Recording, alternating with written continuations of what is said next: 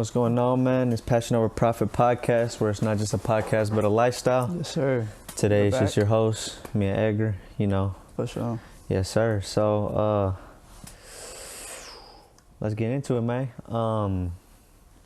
What was it? StockX. Yeah, so I saw StockX, they supposedly took off, well, they did take off, where every shoe is going to be verified authentic. Yeah, they stopped claiming that everything is going to be 100%. Well, actually, Everything is going to be verified authentic. Yeah. Damn. So it's like, if you order something from there, is it going to be, like, there's a really good chance of it being fake? It's not that there's a very good, like, of course they're still going to try to make it real, but it's really so just that in case they send you a fake, they don't have to do anything about it. They're not held responsible. Yeah. Damn. Which is technically, if they sent you a fake, they weren't going to do anything anyway. Yeah. But now they won't have to go to court for it. Yeah, damn. That's crazy. Yeah. I wonder, because a lot of people, I feel like a lot of customers that order from StockX are just older people that are just trying to get shoes. That just don't know. Yeah, they probably don't even know nothing about that, bro. So I'm curious to see how that plays out when it comes to their numbers and shit. Yeah. Truthfully, I don't think it'll like change too much because it's like we're the only ones that really talk about it, so it's not like many people really know. Yeah, that's true. I guess. And either way, we don't order from there. Yeah, and on top of that, everybody's social media is different, bro. So like, older people ain't gonna see that on their social media. You know what I mean? Which is why I'm kind of like, every time StockX does some little shit, you see every reseller post. That's why you shop off me. Yeah, you see it on their story. Yeah, and honestly, that's kind of annoying. It's like, bro, like you're just reposting them and honestly giving them more clout. Yeah, giving them more clout. And then it's like, all right, if they were shopping off you, you know damn well they wasn't going to really shop off StockX anyway. They say that, but their prices be higher. You know what I mean? Above market. Well, I mean, we kind of got to sell above market. Because like after fees and everything, that's really what you pay, you know? Yeah. But I mean, shit. But it's like sometimes, and you know this for a fact, there's a lot of resellers that be out there whacking. Nah, yeah, you're right. Like they'll ask like 100 over ask after fees and shit too. You know what I mean? You're right. Yeah, there's a convenience fee, but come on, cuz. Nah, you're not that convenient. Yeah, it's not that convenient, bro. Yeah. You're not. But that's just like them trying to get over on people at that point. Yeah, that's true. Nah, but yeah, I'm very curious to see what it does.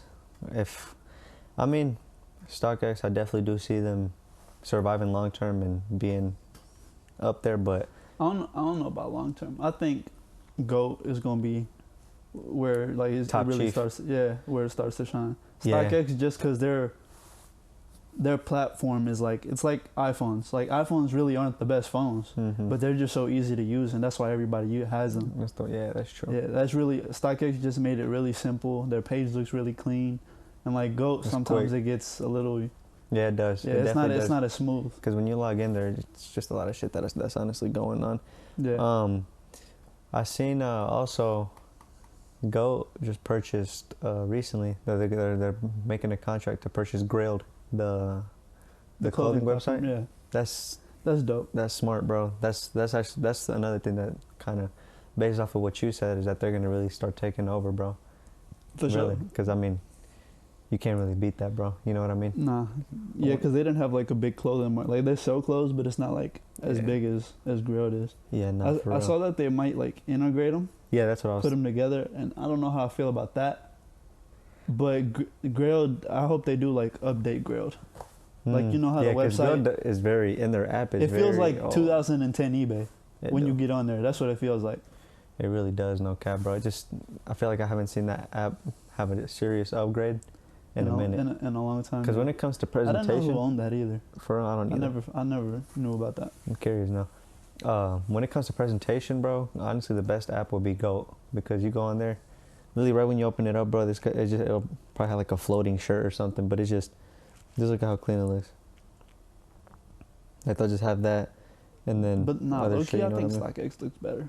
You think StockX looks better? Yeah, that's why they use it. Like it goes better for sneakerheads, of course. Yeah, but like for just a regular person going on there to look at shoes. That's true. I think it is cleaner. Yeah, no cap. And it kind of easier to use.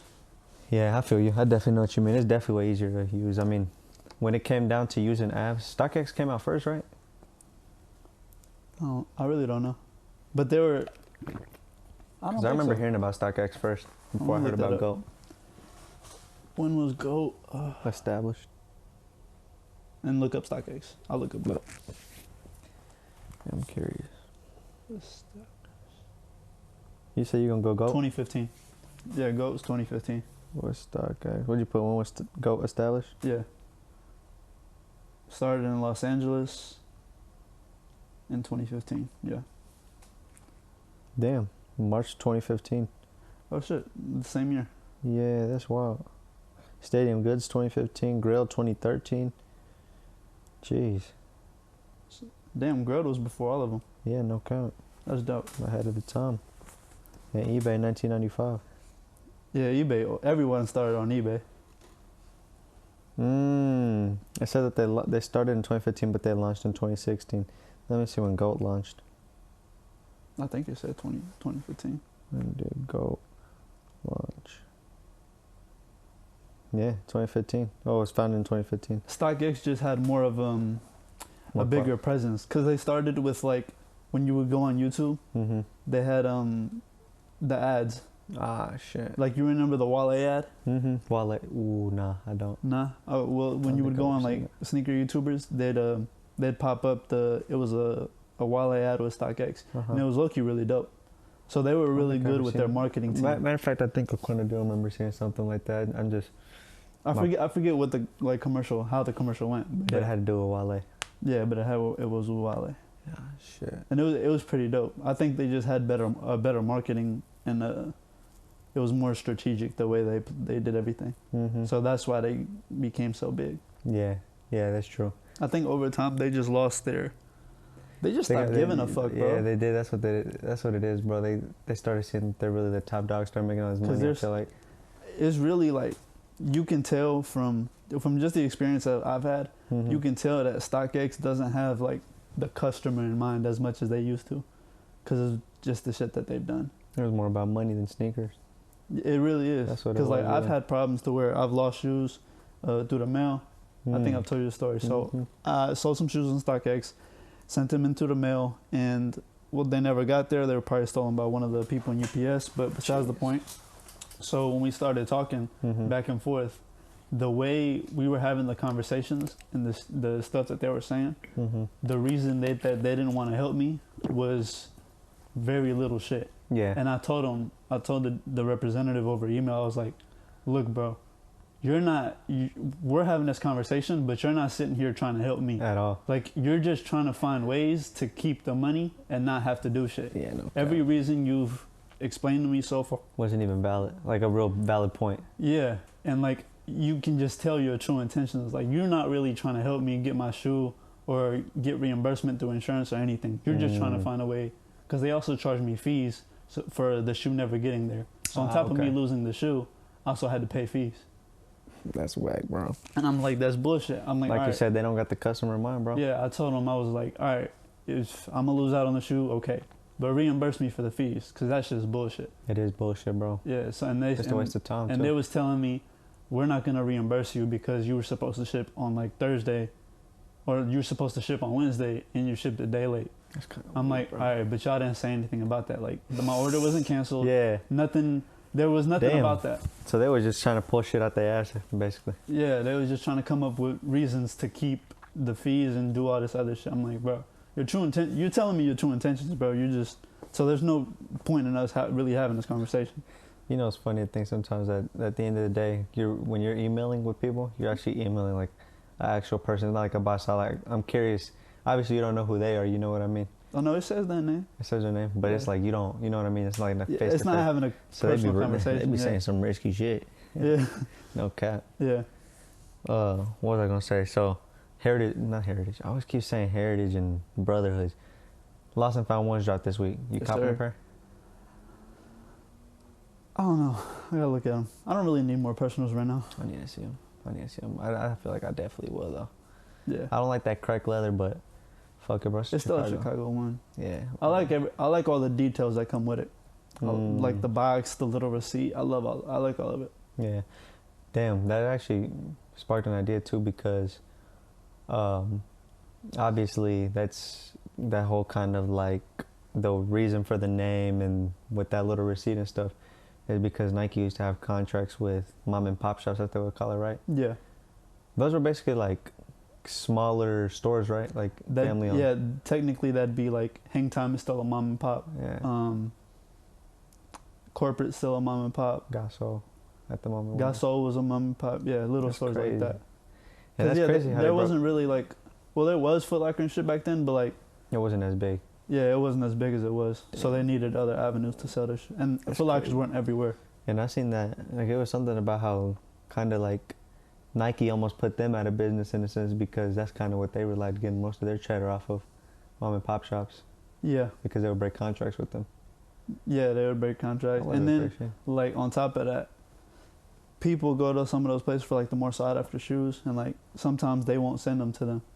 Because, like, yeah, because it's like, all right, if Nike sells the shoe for retail, and they pay, there's no middleman in there, so they pay the production fee, and then they just sell it for retail. Yeah, they're just skipping the whole process. Yeah, it's better them selling more pairs at retail than selling them to mom and pops for a fraction of the cost. And then paying shipping on that too. Well, technically, the mom and pop would pay shipping because they're paying for the product. That is true. But they're not getting that extra cheddar off of selling it for the full retail price. Yeah, that is true. And they would send them a lot of just regular shoes that won't sell as quickly as retros. And the thing is too, the way I see it is like, damn, those are people that helped you push your product out, you know what I mean? Yeah. So just like to cut them off like that, like, because I seen it was something that said that they just got cut off out of nowhere, which I mean probably wasn't true, because they probably gave them like a little bit of time, like, hey, like, we're about to cut this contract off, this and that, but when you're relying on that, that's still like a big hit to your business. That is true, bro, definitely. Shit, so that's just what happens sometimes, but that's business with people, really. Okay. When you're dealing with bigger companies, you got to remember that at the end of the day, you're just... They're first and you're second. Yeah. Literally. And you're really relying on them. Like, if they decide to break the contract, you're kind of... Fucked. Yeah. That's why reselling is so clutch, too, though.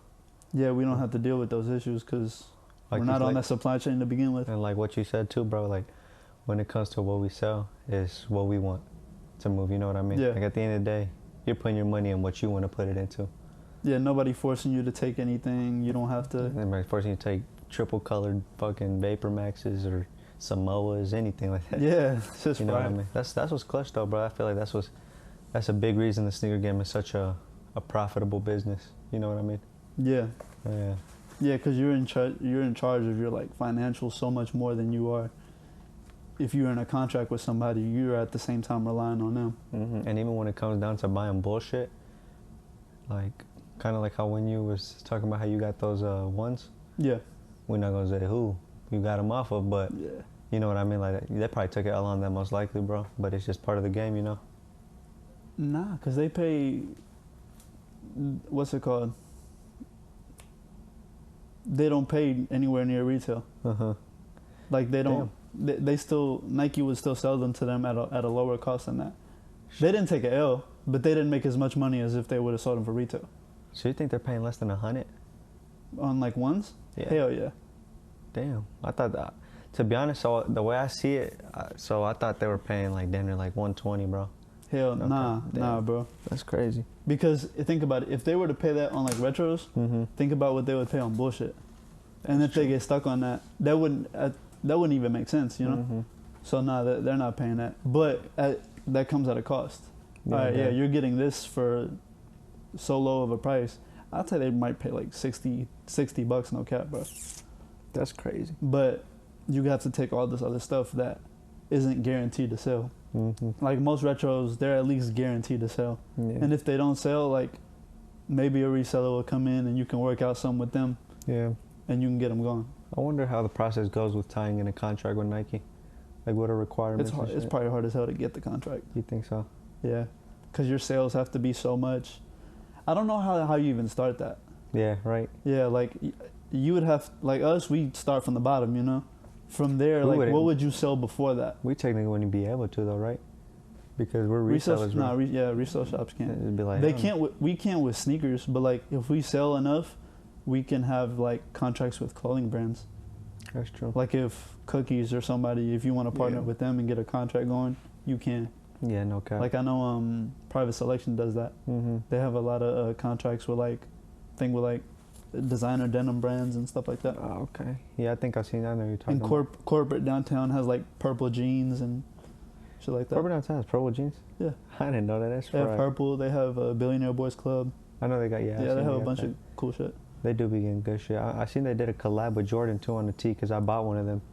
I didn't even know they did a collab with them. That's crazy. Yeah, it's like they probably send them like blanks and allow them to fuck with it. That's probably how it goes. Dope though, bro. Because I mean, you're still getting a technical collab. You know what I mean? Well, I mean, if you have a contract with them, you feel me? You're gonna get something. Yeah, no cap. But yeah. Damn. Well, shit. One thing I was thinking I kind of want to get into, bro, is kind of just giving the audience just a little bit of insight on you, bro. You know what I mean? For sure. Sure. I mean, we could go ahead and get that started, bro. I mean, kind of just tell us about your story, bro. How you started, where you're at now, where you want to be in the future. But obviously, just walk us through the journey, bro. Through what you've done, what you've overcame, what you're going through, how you're gonna overcome it. Just a whole bunch of shit, bro. Just like a whole breakdown stuff. So I was into business. So square zero. From the jump. I guess everything like kind of really started. So I was just a regular kid or whatever. And then how old? How old? Probably like I was in 4th grade, so I was probably like. All right. So anyway, my dad got locked up all throughout middle school. So like, it didn't really start with like shoes per se. Like at first, I was interested in just business. I just wanted to know stuff about business. Okay. And just seeing my mom struggle and shit, I was like, I wanted things. So I was like, I need to find out how money works and the whole system behind this shit. So I started getting into business, just looking up YouTube videos on how to make money, kind of how money works, doing my little research or whatever. And then like 7th or 8th grade is when like the people around me in school, they started like liking shoes. And I'm like, that just kind of sparked my interest in it. And what's funny is I was actually in this, like, I started with a couple of friends in a little sneaker group. Yeah. We had like a little sneaker group between 4 people. I don't remember what it was called. Like a messaging group? Nah, it was just us at school. It was just like, yeah, we were just collecting sneakers. So we started, we just started a little group or whatever. It wasn't nothing serious. It was just, we were calling ourselves that. Just like 2 or 3 pairs of pop? And then, bro, they kicked me out the group for not having enough sneakers. Damn. Got back on y'all. But yeah, they kicked me out the group for not having enough sneakers. That's and like, I was like, all right, whatever. Yeah. So then, cause I'm getting vengeance. No cap. For real. That sparked a little. So I was like, that's what started everything. Watch out. So yeah, it started that I just started going to events and shit, and over time, that little group or whatever got like they just. What was your first event? Freshman year, so I was like. High school? 13, 14, yeah. Freshman high school. 13, so I was probably like 13, 14, whatever. And so yeah, I just started going to it. We were still in like a little group or whatever. Nah, actually, my first one was 8th grade. Oh, it was at the end of 8th grade, and that's when we had our little sneaker group. Yeah. So I just kept going to events. Over time, they kind of like faded out of it. Yeah. And I just kept going. I don't know why. I just ended up really liking shoes. It was just sneakers was your thing? It just stuck with me. So I just kept going to events. And over time, like, I would see people like just pull out wads of cash, and I'd be like, "How?" Like, I just try to put it all together. Why does he have so much cash on him? Yeah, and it was like people with like tables and shit. So I just like started kind of sparking my interest. That kind of put a different thought in your head, like, oh shit. And I remember, now that it's all coming back, I remember like the first YouTube video that really came out with was Mike the Compass. Where did he go? Like, that sounds very familiar. That name. A Sneaker Life, I think. Sneaker Life. It was the light skinned dude that was really tall. He played ball. Yeah. I need to talk about. He had came out a video with like how he kind of built up his sneaker collection, and like I need to talk about.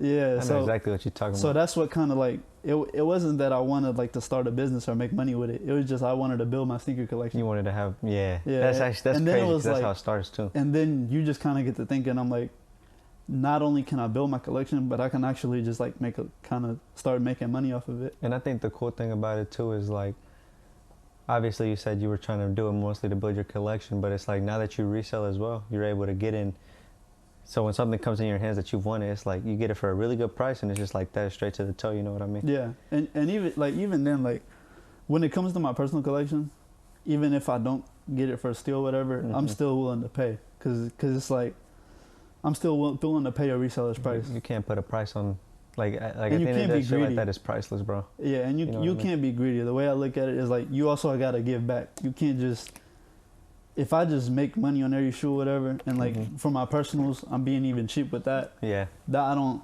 like the feeling of that. Like I want to support another reseller, you know.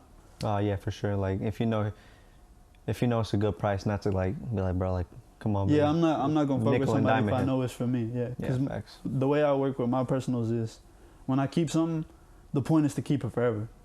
Like I still want to build up my sneaker collection to like some crate, like have all this like be my closet or some shit. Yeah, like have like you said. I remember you mentioned to me like you want to have PEs, all that shit. Yeah, like I'm still one of the older sneaker collectors that like still want to be low key a hoarder with my shit. That's what it's about, bro. Really. Like, yeah, like I really do love shoes. So how many pairs would you say you have in collection now? I'm only up to like 12. That's still solid though, bro. Because I bet it's 12 solid pairs too. Because I also business also like comes. I'd say they both are equal with me. So like I want to build up my business before I just start buying a bunch of personals. Let's go back to so you said you went to a sneaker van, you saw people with wads of money. Yeah. And then from there, what? From there, I just started like watching those YouTube videos. Yeah, I was just watching, and then I just started buying. So I was following this page. I don't remember how I was finding was these it pages. Sophomore year, freshman year still? It was like getting into sophomore. So anyway, my dad got out of jail like at the end of my 8th grade year, and that's when like I kind of was able to like have that freedom again, because like my mom was always at work, so there was nobody to take me nowhere. So after he got out, is when I was able to like she was able to like drive me to a sneaker event, and then start moving around. Yeah, so somehow I like got a PayPal account or whatever. Okay. I don't remember how I did that, bro. I was 12 with it. No, it was like 14 or 15. Somehow I got a PayPal account, and I think I linked it with my dad's bank account or whatever. Okay. So so I when he got out and he was out for like 6 months to a year. He had what was it called? In like flea markets, he opened this little like shop or boutique or whatever. And he would just buy, at first it was like, he would buy soap, like those buckets of soap. Buckets of soap? Like it's like a regular bucket, but it's like detergent. Okay. Like, you know what I'm talking about? Yeah. So that's what he was selling at the shop. So what he would tell me is like, all right. This come on, which one? Do you remember which one? It was called Peddler's Mall. It was on Washington. I know Peddler's, yeah. Yeah, on Washington Street. So that's where it was. And we opened up or whatever, and he got those buckets, and we started selling them. He was like, all right, you help me out with this, like you price stuff, help me move stuff around, go with me to pick up stuff, and I'll give you like 10% of whatever we make throughout the week. Okay. And so at first it was going like really good, like it would come in like $2,000 a week off that, and he'd give me like, it was 10%, so I'd get like $200 to $300 a week. Yeah. So that was clutch, and I didn't have no expenses at the time, of course. Yeah, bro. Yeah, I mean, it's kind of like introducing you to the idea. So I was just spending it all when I would go to sneaker events. Spend it all on shoes, every single dollar. I know that was dope though, like being able to like, oh shit, I could buy this motherfucker right now. Hell yeah, and it was.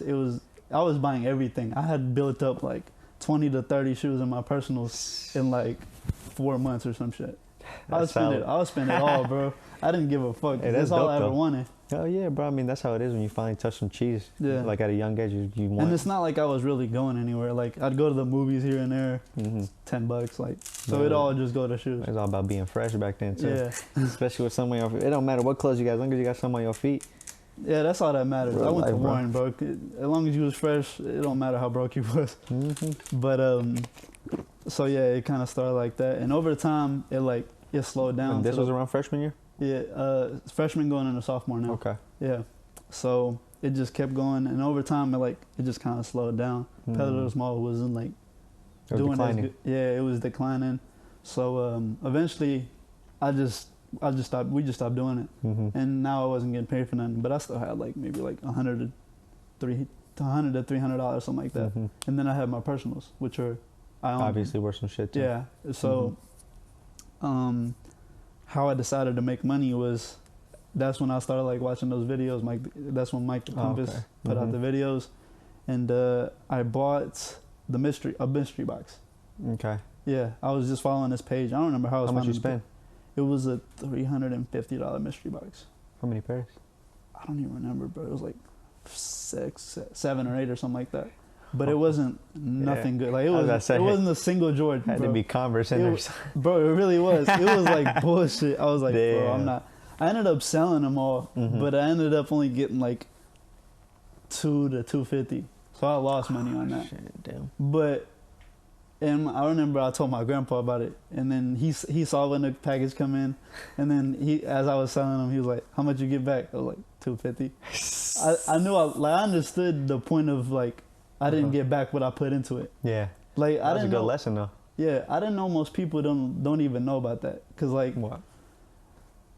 So Anna's little sister, like a year or two ago, she asked me, she was like, "So how do you make money off shoes?" I was like, "I buy a shoe for this price, and I sell it for more than what I pay for it." Yeah. And she was like, "Oh, really? That's it?" I was like, "Yeah." That's now that you say that actually is true, because there's a lot of people that don't realize that's how business. Yeah, really they don't is. even think of it. And you know me, what I mean? like, that clicked automatically. Like nobody had to tell me that. And honestly, I thought it would click to everybody. It doesn't. Yeah, it doesn't. It doesn't. Like it's really that simple. Yeah. Like how to make money is just buy this for this price and sell it for more than what you paid. As long as you do that, you make money. No cap, and keep your expenses low. So that was honestly automatically just implanted in me somehow. So I just kept going. Then when I would go to events, I'd be like, all right, I'll buy a shoe, $40. So around what time, what age or what year in high school were you in where you started actually taking, where you basically started reselling instead of more just looking to buy for yourself? It was at the beginning of sophomore year. Beginning of sophomore year. Yeah, that's when it started. Because like this was all just kind of pretty quick. Because there was like events like once every 2 months or something. Yeah. So I just kind of. Speaking of events, bro Ben came in earlier today. Oh, did he? Yeah, and I mentioned it to him. I was like, it was funny because he was like, I was like, you used to throw events, right? And he was like, yeah, I remember your face, bro. I used to see you all the time. I was like, nah, bro, you're probably thinking of Edgar or somebody else, bro, because I never went to the events. I always wanted to though. Yeah. But that's funny that you mentioned that event too. But keep going. But yeah, so it just started with like flipping bricks, and like if you go on my Instagram page, if you go all the way back, you kind of see like what you will move. Yeah, when I started with the page and everything. So yeah, I opened up my page and I was just flipping bricks, like buying a shoe for 40, selling it for 60, and it just kind of kept going like that. Hey, those bricks be moving too, bro. Yeah, build houses. and back then, like since I didn't have no expenses, like even when my mom would drive me, I didn't pay for the gas, so it was kind of, that cheese was racking up. Yeah, so I was just stacking up everything, and I wouldn't spend none of it. It was just if I wanted a personal here and there, I'd put it in there. Yeah, exactly. So yeah, it just kept going like that, and I built it up to like $1,000 or something, and then from sophomore to end of senior year, it just kind of kept going like that. Just like it was just more like just you know, I mean, just moving around. Because I wasn't thinking about it like, oh, I could like open up a store and like do all this other shit. It was just buying the shit that I wanted throughout high school. Like I would just spend it here and there, and then so yeah, I just kept doing that, and then that's when throughout that time also is I said it on the last podcast when I started getting into like learning more about business. So I would like when I saw those condoms, that's like business kind of just started clicking for me. Yeah, everything was like, oh shit. Yeah, it's like you can make. I thought about like you can make money on anything as long as you sell it for more than what you buy it for. And just buy it at the right price. Yeah, and just buy it at the right price. So I just kept doing that over time, and then at the end, throughout senior year, is when I kind of started to take it more seriously. Because it was like, all right, it's my senior year. I know for a fact I don't want to go to college, and I really didn't know what I wanted to do. Yeah. So that's when it kind of clicked. Oh, I can do sneakers full time. Because I was always known as a hustler. Like everybody throughout high school, they knew I was a hustler. But I didn't have a goal set. Yeah. It was just hustling. There was no goals. You have motion with no like. You have motion, but with no like ambition. Yeah. Yeah, I know what you mean. Yeah. So I didn't really know where I was going, what I was going to do with it, or where I was going to take it. Yeah. So then at the end of senior year is when shit kind of started to click. It was just like, all right, I need to do something with all this, you know? Yeah. So then I took... Start setting goals. Yeah, I took sneakers a little more seriously. I was even like starting to sell vapes back then. Okay. Like, I think you know when bro started, I know what you're talking about. Yeah, we started on the exact same day. We was at a car meet, and then somebody came up to us with just vapes in their hand. Yeah. We were like, how much? Because we knew we could flip that. Yeah, exactly. Yeah, and then so we just started kind of getting into Quick that. cheese. And then COVID hit. 2020. Yeah, COVID hit, and then I got to my lowest point where I got in those 2 car accidents and everything. Yep. So yeah, got into those car accidents, and then after... And then those pairs that got the satin black toes, right? Yeah, we camped out for the satin black toe release. And then, so I kind of also took it more seriously when I got my car. So my first car, it was like a $3,000 car. It was a Nissan Maxima. Nissan Maxima, okay. Yeah, and I love that. It had, it was only a $3,000 car, but this motherfucker had a screen.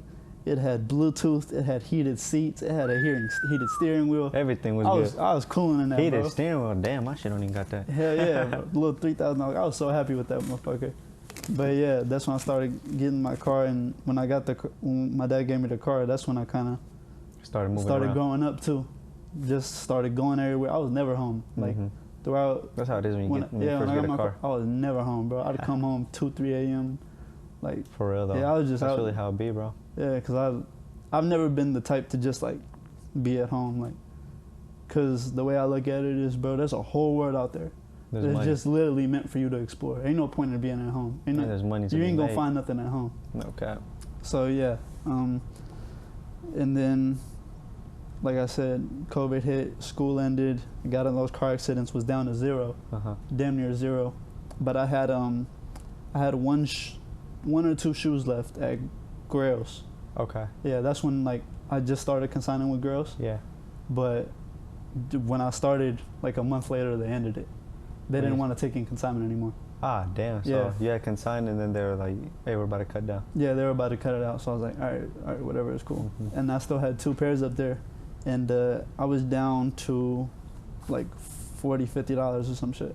Damn. Yeah, I was down bad. And then, like, I remember I was sitting in the car, and I pulled my pocket out, and I had $2. I was like, fuck. That made me think about all, cause 2 singles. Literally 2 singles, and I had like $30, $40. Just looking at it like fucking shit. Yeah, because it hurt my pride really, cause I was like, bro, all through I didn't think about it as how I thought about myself. I was like, bro, I've been known as like a hustler all throughout high school, and I'm down to like $40. Like, what the fuck have I? What the fuck happened? What happened? Yeah. Shit. But it just kind of fucked. It just kind of fucked in my head. So I called Frankie. He was working up at Grails at the time. I was like, bro, I got 2 shoes up there. We need to work something out. It was a DS Brazil 6. The Brazil pack. I know. It was the 6s. I barely and like remember, bro. I barely remember. Yeah, but that was a Grail. And it was a DS pair. Now I gotta look this shit up, bro, because I know exactly. The Brazil 6s. It's all black and has green speckles. Yep. Yeah. Yeah, I remember this bitch, bro. This motherfucker. Pull it up so I can shut the camera off. I used to love this shoe, bro. Now I think it's kind of ugly, no lie. Yeah. In real life, looks like those flights. Can I catch it? All right, bet. Cool. So that shoe's so ugly looking at it now. But I still like, because that was a girl back then, you know? Yeah. The Brazil pack, so I had that shoe, and I had like some other little bullshit shoe. Yeah. And I was like, Frankie, bro, just give me like 150 for both of them. A DS pair of Brazil 6s, bro. Yeah, shit. What was it going for at the time? Or there was just really no telling? I mean, there was really not a market or nothing like that back then. Yeah. But they were probably going for like $200 to $300. Okay. But back then it wasn't like now. Like, you couldn't just find somebody to pay your market. Yeah. You know? And you couldn't just even find market. Yeah, you couldn't like liquefy shoes like that. It's just whatever somebody's willing to pay. Yeah. So and I told him, I was like, bro, just give me that, please. Yeah. Just like I need something to like. I was like, I need to eat. To play with, no count. Yeah. So I ended that day with like 200 in my pocket, and that gave me kind of like cushion, to fall back on. So just being honest, that's kind of how my life goes. A $200 cushion, jeez. $200 cushion, bro, but it was something. Fuck. Yeah, no cap. At least I could pay for my next gas tank. You know? Exactly. So, just honestly, how my life went, I invested it in the carts, THC carts. THC carts. Yeah, we do not condone this though. I don't condone it, but I did it, and that's just how my life went. Yeah. And so I bought, you feel me, 4 of them or 5 of them, whatever it was. Flipped them. And what year was this? Getting out of high school? 20. Wait, it was literally the year COVID hit. So what was it? 2020. Okay. Yeah, so it was like maybe end of 2020 or whatever. Okay. Actually, yeah, it was 2020, a month before my birthday, like April. Okay. Yeah, now it's all coming back. Yes, sir. He got quiet. He's like, it all come back in like flashbacks. That's how it is, though. So yeah, I invested in some carts and started flipping them, and little by little, like 2-3 weeks later, I got to like $1,000. And before that, the highest point I got to was like 2,500. Okay. And I lost it that day because of the car accident. Jeez. So yeah. Anyway, I built up to like $1,000, and I kept going. Like I still like wanted shoes, but it's like shoes wasn't as a fast mover as it was today. So I was just like, bro, cart's the way I gotta go. Cart's the way I gotta go. Shit, that's a good way to build up capital. Yeah, but it was something I needed to find out. As long as you get out in time. Oh God, like that's all I cared about. So I just kept going, got 2,000, 3,000, 4,000, 5,000, and I just kept going. And I wasn't spending shit. I was investing every single dollar. Just racking it up. If I was eating, it was a burger at Wendy's, and the meal and this whole thing better be under $10. The 4 for 4. Yeah, that 4 for 4 saved my life. The $1 10-piece nugget. Oh God, that was deer ankles. I just kept going, and I just kept stacking up my money, and I was literally in like the same clothes every day. Because at that point, all that mattered was stacking up. Yeah, all that mattered was stacking up. And $2 in your pocket did something to you. Oh God, and I wasn't like I loved being first throughout high school, but by then it gets to a point where it's like that's not even important. Plus, I had gotten bigger, so my clothes didn't even fit no more. and I didn't like taking stuff from my parents. Like my parents had they were never, you feel me, after my dad got out and everything, he got back up on his feet. They were never at a point where they needed anything. But I didn't like asking them for shit because I'm like, you're a hustler. I want to build my shit. Yeah, that's how it is, bro. I don't want to hand out because it won't feel the same. And it won't teach you the lessons that I need to be taught. Yeah. You know what I mean? So so throughout high school, the way I looked at it was like, if I'm a fail in life, I'm gonna fail right now, and I'm gonna fail fast and anything. Get it over with. Yeah, and get it over with. That's actually, I've never thought of something like that. That's actually pretty smart, especially being in high school, bro. To think that and be like, fuck, if I'm gonna fail, let me fail now. So yeah. Shit, that's actually. Yeah. So I never so thought that's of why like that. My mom would get mad at shit because I'd never be home and shit, and I'd be like, bro, like the world's out there, and I gotta go figure this whole thing out. Like, I gotta know what I want to do. I gotta know all this other stuff. So yeah, that's how I looked at it. If I'm gonna fail, I'm gonna fail now. I'm gonna fail hard. I'm gonna fail fast, and I'm gonna learn. I'm gonna fall. Yeah, and I'm gonna just keep building up what I gotta build up. So yeah, I kept building up money. Actually, throughout that point, let me rewind a little bit. Because now it's all kicking back in. Everything's like other little pieces. Yeah, shit that I have forgotten is kicking back in. So when I was at that like $500 range, that's when the hype of trading came out. Like trading pairs? No, trading. Trading up. What do they call it? Forex.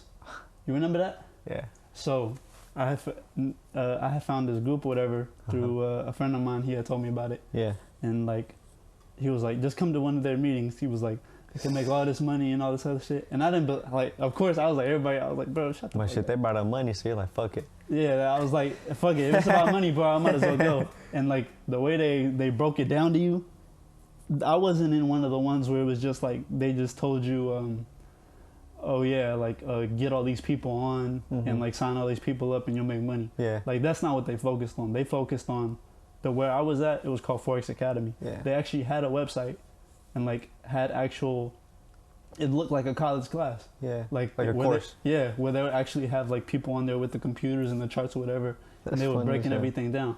So I was like, oh shit, this isn't actually a bad thought. Mm-hmm. So I had given up carts or whatever. Yeah. And I was just like investing all my money into that. Yeah.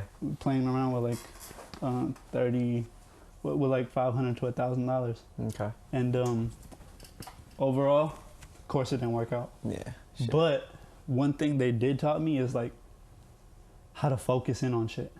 Before that, like I wasn't focused. Like I thought I was working hard, but it was just like it was very all over the place. No guidance. Yeah, I was just like doing this shit and then doing this and then hanging out. And it's like I feel like I think this is called the shiny ball effect. Like you see something, you're like, oh, I can make money in that. They see something else, you're like, okay, I can make money in that. Exactly. I was just bouncing around from thing to thing, trying to do it all at once. And then that taught me, it was like, nah, if you're gonna take something, you got to do something seriously. Cause like these people, bro, we was having meetings at like 3 a.m. and like downtown at hotels and shit. Damn. So like, I'll never regret the money I spent on that because it taught me like focus. It put you in a different mindset. Yeah, they gave me the mindset, and I was like, bro, whatever money I spent on that, I'll spend that shit. I'll double that shit. Like, it don't matter to me because I know what it taught me. Yep. So, after I got out of that, is when like I started dealing with the cards and then building my money up. Okay. And it just kept going. Once I got to like $6,000, I was like, all right, now I got to get back into shoes, because I'm like, all right, I can trap or whatever, but that's not what I want to do with my life.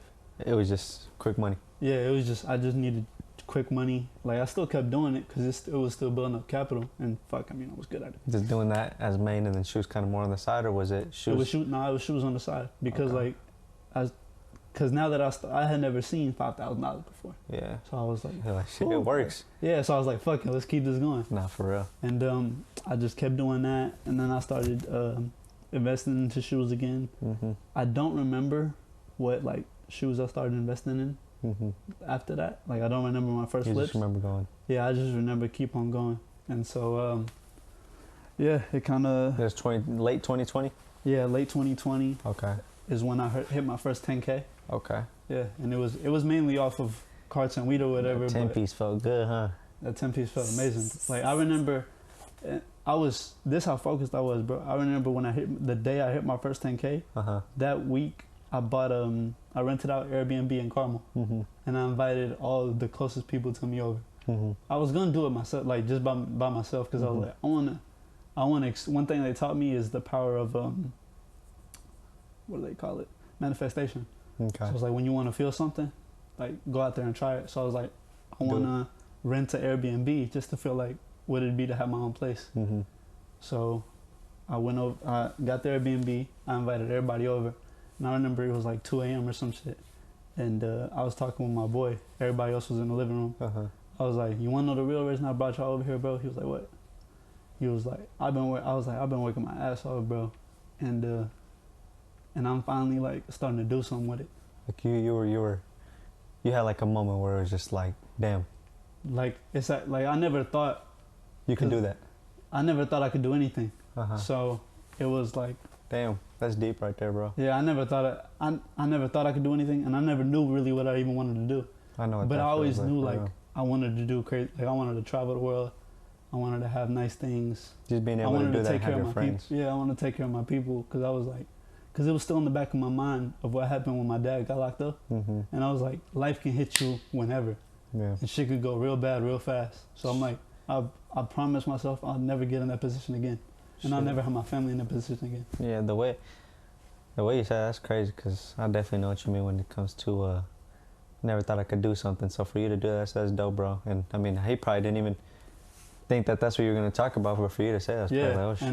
And I had the 10K in my backpack. I was like, and put it on the table. Yeah. And his eyes widened. He was like, damn. Yeah, okay. Because I had never seen 10K before that. Yeah. I was like, feel it, bro. Because like when I started flipping cars, my plug or whatever told me, he was like, look, feel this. Now go get it. Feels good holding a 10-piece, bro. Yeah, like he just let me feel it and hold on to it. And then I was like, all right, I'm going to go get it. Yeah, it's like, it's that energy, bro. It's like, it's good energy with bad energy at the same time. But shit, hey, having money is always better than having nothing. Yeah. So like, yeah, it takes the pain away. Like however way you get it, of course, don't do no crazy shit, but like you gotta go out there and get it. Yeah, bro. Nobody's gonna get it for you. You gotta do what you gotta do at first. You gotta make some sacrifices. Mm-hmm. So then after that Airbnb. So yeah, after that Airbnb is like. Let me turn my hustle up more. Yeah, and I wanted like what I knew what I needed. I was like, all right, I can get to 10K and I can just keep doing this. So I was flipping shoes and selling carts all the way up until I got to like 20K. Mm-hmm. And then I was like, all right, I can't do carts no more, because if I keep putting most of my energy into doing that instead of flipping shoes is never gonna pay me what the carts was paying me. Yeah. Okay. So I had to completely cut that out, and I just completely focused on shoes. Okay. So I was just. Was that around the time we first met at that gas station? Or was that a little later down the road? Actually, no. It probably was. Right around that time? That was right around that time that me and you had first met. Okay, but. Yeah. So yeah, that's when I had my snap and everything. Mm-hmm. So yeah, I just kept doing that, and then like I kind of got comfortable around that 30,000 to 40,000 range. Okay. Like I was just like sitting on it. Yeah, I was like kind of good. But you gotta look at it this way too, bro. For you to have that much at your age, for you to get comfortable, you can't get mad at yourself, because it's like, bro, people don't do that. Yeah, and I wasn't, because like at the end of the day, I knew like when you look up the statistics, like all right, 60-something% of all the people in the country don't even have enough to pay a $1,000 emergency or a $500 emergency. Yeah, they don't. And I was like, got way more than that. So exactly. So you was like, oh shit. I was like, bro, if my car breaks down, I can buy another car. No cap. That's props to you, bro. Cause shit, for you to just be able to, like I said, bro, be that young and to be able to do that, that's different right there, bro. Cause I mean, even just you saying everything, going from high school, having that mentality, and then kind of just having those moments early on where you're like, if I gotta fail, I gotta fail. So I mean, when you got comfortable, what made you realize you got comfortable, and what did you do to be like, let me stop? It took me 3 months to get from 0 to 10,000. It took me like 9 months to get from 40 to 50. Mm-hmm. And that's when I was like, bro, like, what the fuck, bro? I remember it was like 8 months in. I'm like, bro, it should not take this fucking long. Yeah. I'm like, what the fuck is happening? Because I have more capital to play with. So just like compounding, or what, like the rule of compounding is, they should have been faster. It shouldn't have been slower. Mm-hmm. So that's when I realized that I was getting comfortable. Okay. What did you do to, like, what was your game plan from that, after that now? I was, so around that time, I was just spending a lot of money on the shit I wanted. 2021, 2022? Yeah, that's when I went to Miami with my family. Okay. And I spent the 5K at the mall. You did tell me that. Yeah. I was Louis. So yeah, I went to Miami with my family, and we stopped by the mall, and like I remember when I walked in, I told my moms, I was like, I'm about to go crazy. Yeah, no, I didn't tell her that. I was like, when I walked in the mall, I didn't have plans on spending nothing. I was like, hey, don't. She was like, oh, let's go so you can buy yourself some stuff. I was like, no, because if I start spending, I'm not gonna stop. Yeah. And it happened. And then she took it, and then she walked into Louis with me. And then I was just looking around, because it was like she kind of wanted a purse or whatever, and she was like, there was a, what do they call it? The key pass. Yeah, the bag that goes over your shoulder. I know what you're talking about, the side bags. Yeah, it was a side bag, and she was like, you should get it. I was like, bro, why not? I was like, it do look dope though. So those are nice. Yeah, and it was like. Did you say you got some? We'll talk about it. Okay. So yeah, it was like a $2,000 bag. I was like, all right, sure, whatever, fuck it. So I got it, and then I was like, all right, now let's go upstairs. How much you say it was? It was like 1,900 or something. Damn. And Gus said, let's keep going. Yeah, I was like, oh, since we're here, all right, let's go upstairs to the shoe section. Ah, shit. I got me some Alexander McQueen's. I got Stone Island. And he was going crazy, bro. I was like, Dad, get whatever you want. I got $1,000 for you. Come on. Yeah, and he was like, I don't wear this shit. He was like, there's nothing. We were in Saks, and he was like, bro, I don't wear this. He was like, you don't gotta get me into this, because I'm not gonna wear it. This ain't my kind of stuff. I don't care for this. Respect to pops. Because I was gonna do it. He said, man, that's extra G I can spend. That's exactly how I looked at it. I was like, all right, bet we can come back tomorrow then, Mm-hmm. so I can buy some more shit. Yeah, but we didn't end up coming back the next day because Yeah. then I got to the hotel. I was like, all right, never mind. Buyer's remorse. Let me just chill out. No It wasn't cap. buyer's remorse. It was just like, all right, I don't want to spend more. Let me just chill out. Damn, So a yeah, that floppy. was around the time I had gotten kind of complacent and comfortable. So I was just complacent. That's a nice word. yeah. So I was just spending money here and there, and I didn't really care to keep on going because I still didn't have like a goal. I just knew that I wanted to have money. You knew you were in a good spot too, though. Yeah, and I was like, the way I thought it was like, all right, I'm smart enough. Whatever is gonna happen, I'm gonna get rich somehow, some way anyway. That's that shit that I know you're talking That's about. what gets you comfortable. Yeah. That kind of mentality is like, all right, I was smart enough to get here. I'm smart enough to go wherever. So Like, it don't matter. that's where you just start lollygagging. Yeah. So it was like, and then I was like, nah. If I'm gonna get if I'm gonna Get keep somewhere. going, yeah, I gotta focus. So then I got back to all right. I was back to Wendy's, back to wearing the same shit every day. $2 bills. Yeah, I wasn't wearing none of my shoes. I was just in the same. Thugging it out. Yeah, thugging it out, and I just kept working. And 2021. yeah, and then around that time is also when I got my job. Okay. So right after we got back from the Miami trip, like 2 months later, I was like, all right, I gotta have some money coming in without any money going out, because like I wasn't making the same amount as when I was selling carton weed. Yeah. So I was like, we kind of need to level this out somehow. I was like, all right. So instead of doing that, I'm gonna get a job. So I was like, all right, I'm gonna go to Amazon. That's like the most convenient job because I was like, all right, it's gonna be night shift, so it's not gonna do it. Most of my shoes were coming in from Loop in the stores, so I was like, all right, it's not gonna interfere with looping, and my schedule is gonna be, I wake All up. you. Yeah, I wake up at 12:30 at night. Yeah. I go to work. I get out at noon, and then So damn near a full 12-hour shift. yeah, I was there a full 12 hours, and then I sold shoes from there till 6 o'clock when I went to sleep. Okay, so from when you got home till 6 o'clock. So, yeah, so I would get like 5 hours of sleep every night, but I would do it all day. I did it all day for like 3 to 4 months. And then that's when you ended up quitting, right? Yeah, so little by little. What made you be like, all right, I'm done with the job? Just like, it's time to start. It started interfering with the shoes. I was like, all right, I'm making more off the shoes than I am off the job. So I gotta quit the job. Kick into second gear. Yeah, so I was like, all right, I gotta quit the job, and then back to focus my full attention on shoes. And then just kept doing it. Okay, and then, so once you kind of, like you said, you had your job quit, and then you started taking shoes full time. That was what, mid 2021? Yeah, that was like summer, or a little bit before. I think I quit a little bit after my birthday. So yeah, I quit at the end of like May.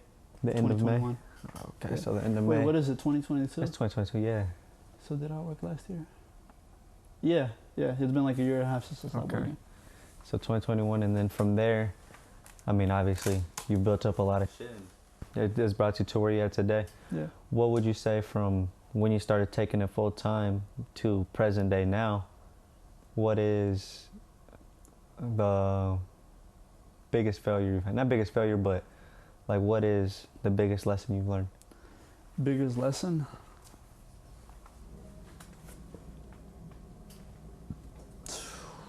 Go ahead, give it some time, because that's still a little tough too. Yeah. Don't be. Really give it your all. Just there wasn't really like too much of a difference, but it's like really dive in head first. Yeah, dive in head first and like really give it your all. And it's dope that you say that, because a lot of people put that on the contrary. Then they say don't dive in first, dip your toe in, and slowly start going in. You know what I mean?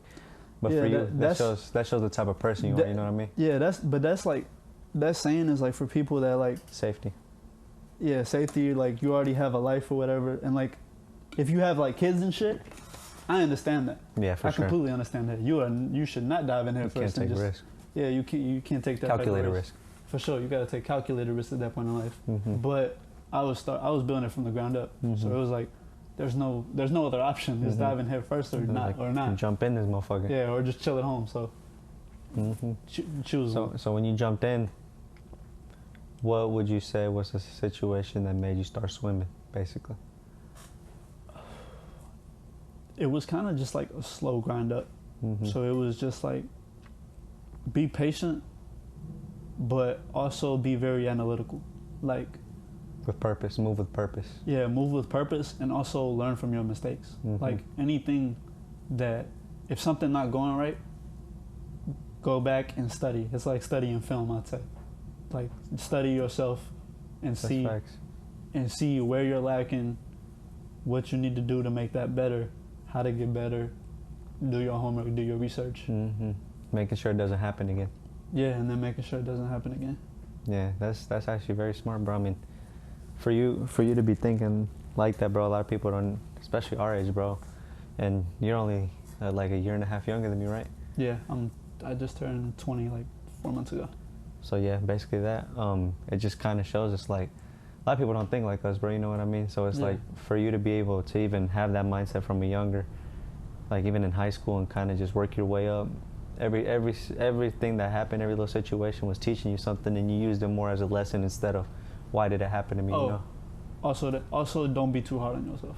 Don't be too hard on yourself. That's really the biggest thing, because I was very hard on myself.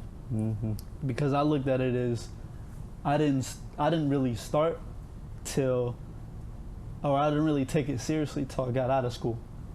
And throughout high school, I didn't really care for actual school. Like I said, senior year, junior year, I skipped a lot. And I didn't really give a fuck about it. Even though I was good at it, like I got good grades and everything, but I didn't give a fuck about it. That wasn't your focus. Yeah, because I was like, I'm not going to go to college, and I don't give a fuck for a job. Yeah. So this has nothing to do with what I'm going to really do. That ass. So it was like, the way I looked at it is, I just wasted all that time. And that really took a mental toll on me. I know what you mean, because it's kind of like, I feel like it's similar with just being a man, bro. Is like, they always say men always live in their past, bro, and you reminisce on certain shit. But I mean, from what you've told me, bro, it's pretty dope, because even though you did have those moments, you still were able to keep your head on straight and be like, let me stop thinking about that and let me turn on my grind. You know what I mean? For sure. But it took a big toll on my mental health. So I think you did mention that a couple days ago. It took a big toll on my mental health, and that's one thing that over time I learned, like, all right, don't be so hard on yourself, because at the end of the day, most people our age aren't really in the position we're in.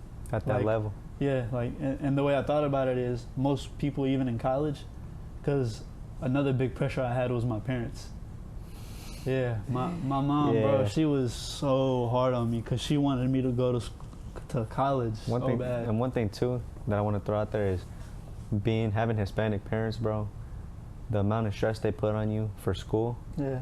And or really just super strict parents, because like, of course, it's not just Hispanic, because, bro, I've also met a lot of Hispanic parents, bro. They don't give a fuck what their kids do. That's true. Shit, as long as you working, bro, that's all I care. I think it's just because, obviously, with Hispanic parents, bro, they didn't get to have the opportunities we have, so they feel like school is the only answer, you know? So I definitely know that pressure you have. Yeah, it's also not that, like, they didn't have it, because, they didn't have it, but they also don't know about the opportunities.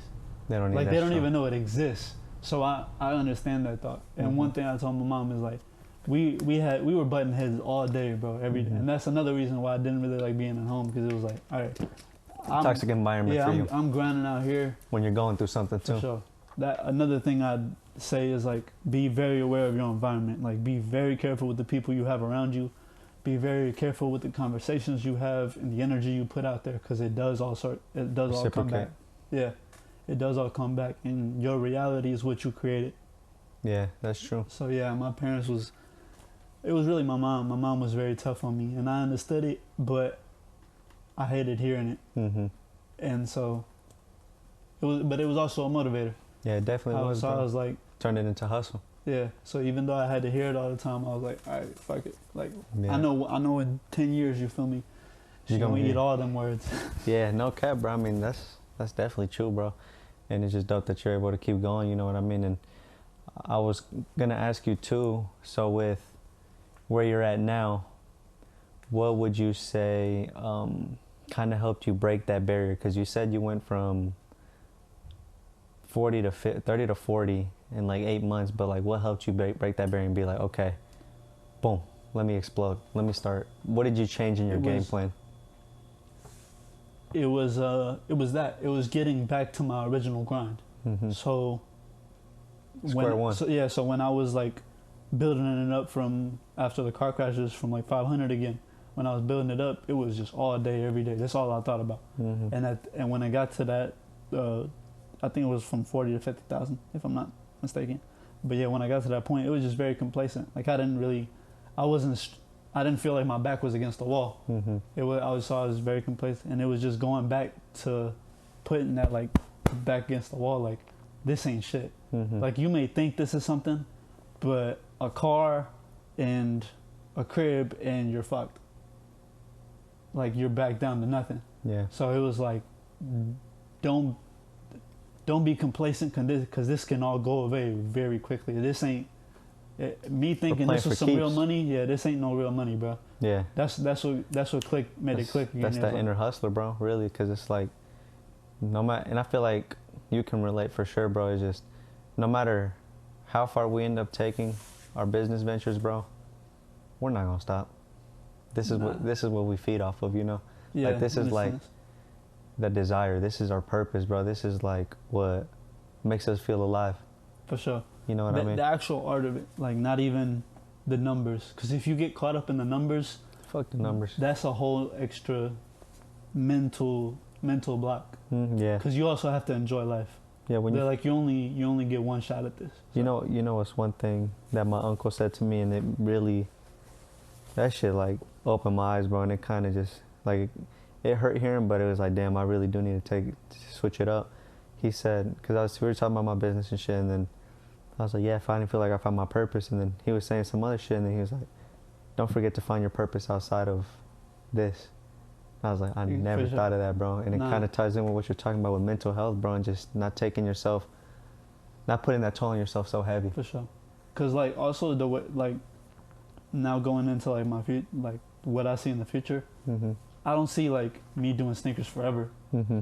Like that's not what I see. Like in 10 years, I might not do shoes. I might not be doing shoes at all. You're gonna be doing shoes. Maybe, but like I might find some other shit, you know? Uh-huh. Like when I was a kid, I always had like little dreams. I was like, oh, one day I'm gonna open an animal shelter. Mm-hmm. One day I'm gonna open a homeless shelter. One day I'm gonna do this. One day I'm gonna do that. And like it's all gonna come. Yeah. So literally. Like sneakers is like for now, of course, is most of my life, but it's probably gonna come to a point where like I still love sneakers, but it's just not where I spend most of my time. Sneakers is gonna be more back to a hobby, I feel like. Yeah, it's gonna turn back into a hobby and not my lifestyle. I feel that.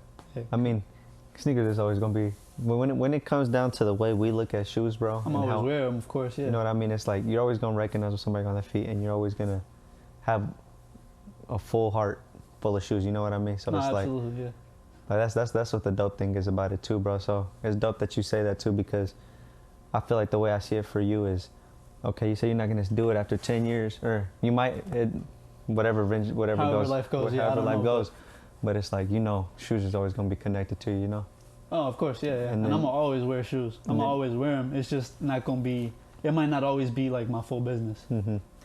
And then it's like even after you, even you said like you had all these you as a youngin, you have all these dreams about doing all this other stuff. I feel like the way you see it, the way I kind of see it too, is just sneakers is the foundation, then it just kind of branches out like a tree, you know.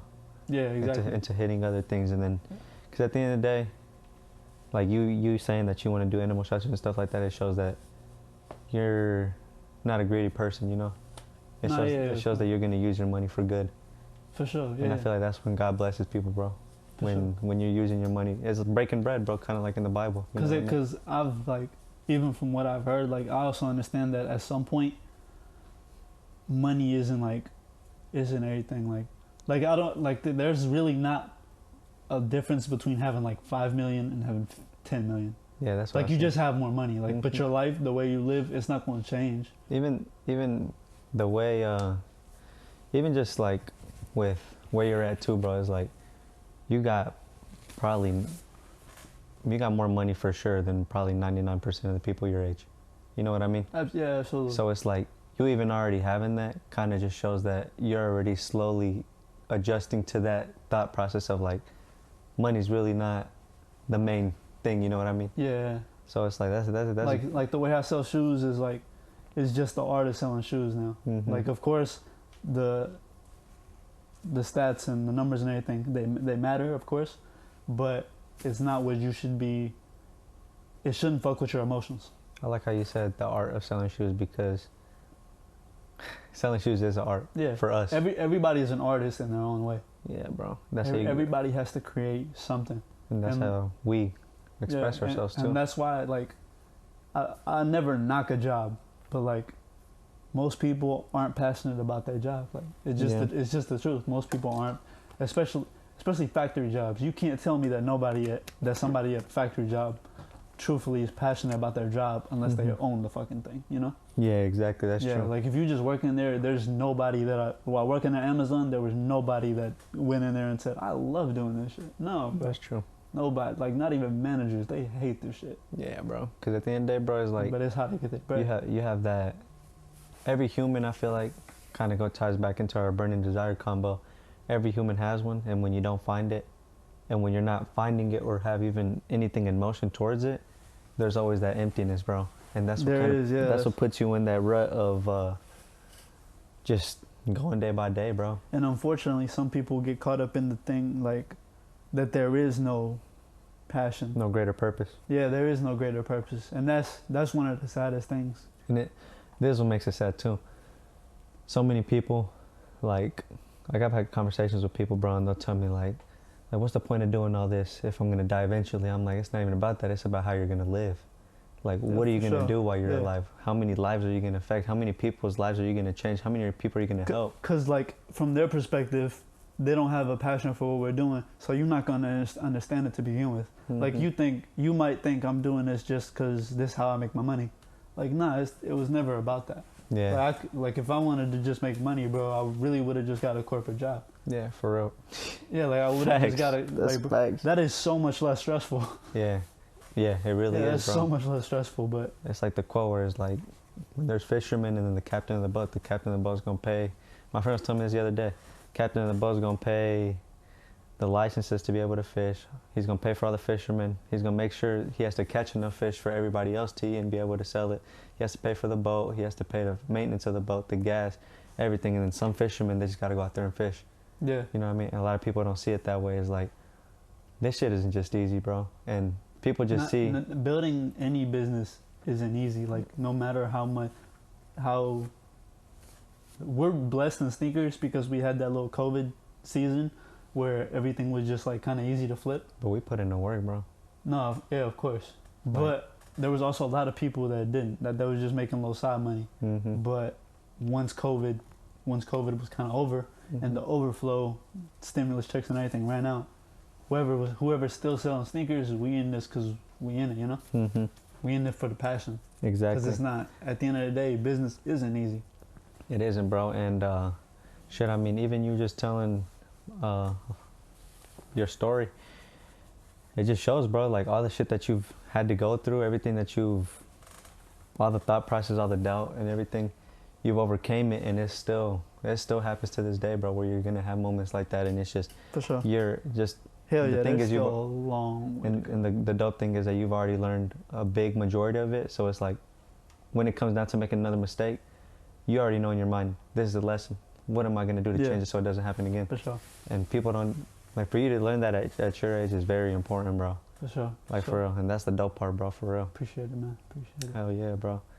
But yeah, so kind of with just what I'm dealing with now is like, just trying to get past the 6-figure mark. Mm-hmm. Like, I'm close to it. Just kind of jumping back and forth. So yeah, right now I'm just dealing with kind of breaking that barrier. Yeah, going past that. And now, what I'm trying to figure out is, all right, I could get from 0 to 6 figures. Now, how do I take that from 6 to 7? That's facts. Yeah, that's what I'm spending my time now working on, is how I'm gonna do that. One thing I learned from Patrick Bet-David is, and this has kind of helped me, is like, it's all about doubling, bro. Everything's a double. Yeah. Everything, bro. And when you look at that way, it's like, damn, that's easy, because like, in a year, when you bro, think about it, in a year you could make 1,000 to 2,000 like that. Yeah. You know what I mean? So now it's like, once you touch 4 to 8, 8 to 16, 16 to 32, and just keep by going. the time you're fucking 25, 26, you already got more than when you're 5-6 doubles in, yeah, you just keep going. It's like that, bro, and it's a matter of staying ambitious. Yeah, and doing what you're passionate about. Mm-hmm. Cause at the end of the day, like another way I look at it is like, if I'm not doing what I'm passionate about, there's no point in really being alive. Yeah, that's true. Cause like you just here to be here. Yeah, you really are. That's bullshit. And you gotta do what brings you joy, bro. And like I said, we're very blessed to be able to be in a industry where our it's very structured too, and our passion is very, very, very, very, very up there when it comes down to like a lot of people have going. It. You know what I mean? Like a lot of people have it. That's yeah. Yeah, of course. Yeah, a lot of people like are into sneakers now, and it wasn't like that back then. Yeah, and there's so much. But I was still there. Like I went to events for 2.5 years without ever making a single dollar off shoes. Yeah. But I was still going to damn near every event just because I loved it. Exactly, and that's where it all comes down to, bro. It's like, you're not doing this for the money, bro. You're doing it because this is what you love to do, and this is your bread and butter. You know what I mean? This is what you, like you even said, 10 years from now, bro, it don't even matter. You could be 100 years old, you still gonna be having some fresh shit on your feet. You know? Yeah, I'm gonna still be wearing sneakers. Exactly. Always, bro. And you're always gonna recognize, and the first thing when you have a convo is you're gonna look at somebody's shoes. You know? For sure. Yeah, bro. For sure. But yeah, that's good shit today. That's where I'm at now. Hell yeah. I mean, one thing I would say too is like, what would be a message that you would give out to just like, what's just the message that you want to give out, bro? All right, not being where you're at. I'm gonna just do a couple of points. One, don't give a fuck about what anybody thinks, but also be smart enough to like listen to what they're saying. So like, don't be emotional about what they say. Be analytical about what people say. So if somebody's like, oh, this might not work out, think about what their real like true intentions are, why they're saying that, and like, because they might be saying something like that because you're doing it the wrong way. Yeah. Like, yeah. So don't just like disregard what people say. Really pay attention and analyze what they're saying to you and understand what you could take out of it. I'd say that. There's gonna be a lot of pressures in the world. Don't be too distracted. 90% of stress is all mental. It's all created inside the mind. Yeah, facts. So understand that. Take your mental health seriously. Facts. Because if you're not happy, then fuck all the money. It's not gonna matter. At all. And don't give up. Don't give up. Don't ever don't ever stop. Just keep one foot in front of the other, and as long as you do that, as long as you keep going, you'll be all right. Yeah, and have patience. Don't give up and have patience. That's the most important part. Yeah, have patience, because I'm 5 years in now, so it all takes time. Nah, for real, bro. Hell yeah. So shit. And that's about it. Yeah, I heard it here, man. Don't rush it and just have patience and don't ever give up, because at the end of the day, you're still alive. When you give, yeah, and you're not dead yet. And when you give up, bro, one thing I've learned is there's so many people that depend on you, in terms of they want to see you succeed, and when you give up, that hurts them too. Absolutely, yeah, absolutely. So it's just don't give up, keep going, keep pushing. Everything's temporary. Like any pain you're feeling, any type of obstacle, it's all temporary. The moment you get through it, it's gonna turn you into a new person. And control your environment. Yeah. Everybody around you. If you have a bunch of negative people around you, you're just gonna be another negative person. So like, that's another little thing to just end it off. That's another thing I struggled a lot with at first, is not having the right people around me. Yeah. I always had a lot of bad people around me, and I was always like a follower. Yeah. Oh, here's another little breakthrough. I didn't like start doing well in life and like building up capital and like being a little happier until I stopped following people. Like I was always looking at somebody and be like, all right, how could I get to, how could I like follow their little path when that's not the way it was supposed to go. Yeah. I was always following somebody, and I didn't build anything for myself until I started following like myself and just followed my heart. Because I had like 3 business partners so far, and none of them worked out, and I was always wondering why. But it was always like, because that's not the way I want to go. Yeah. Yeah. So I'd say that. Yeah. one thing too is if you hang around 5 millionaires, you're gonna be the 6th one. If you hang around 5 broke people, you're gonna be the 6th one. That simple. Yeah. And if you can't find no millionaires, that's cool. As long as everybody working towards the same shit, you'll be all right. Facts. But yeah. See everybody next week. Yes, sir.